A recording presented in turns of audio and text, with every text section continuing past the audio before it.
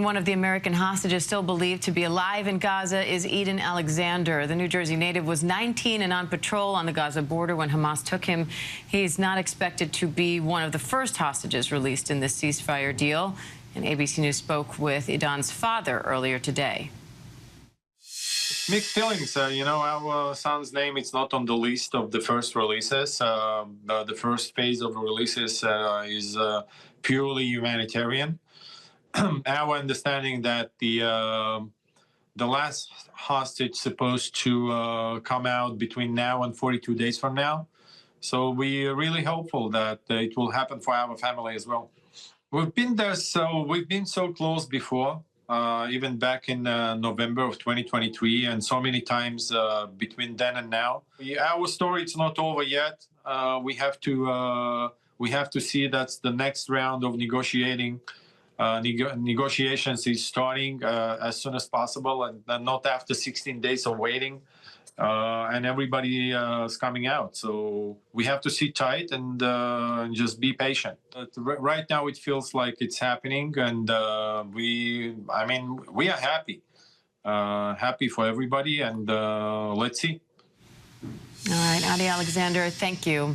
And while President-elect Trump is taking credit for this deal, President Biden says it's the same framework he proposed last May. ABC News White House correspondent Karen Travers joins me now for more on how this deal came together. So, Karen, what do we know about how the administrations worked together on this and how they're still working together on it to try to get it finalized? Diane, President Biden said yesterday that this was the exact same three-phase proposal that he had put forward last May. But it took many months, of course, to get to this point and get it across the finish line. The White House said that they believe that the conditions were changed in the last couple of days and weeks because Hamas had taken so many losses, that the Israeli military had achieved significant successes in Gaza, and that is a big part of changing the calculation.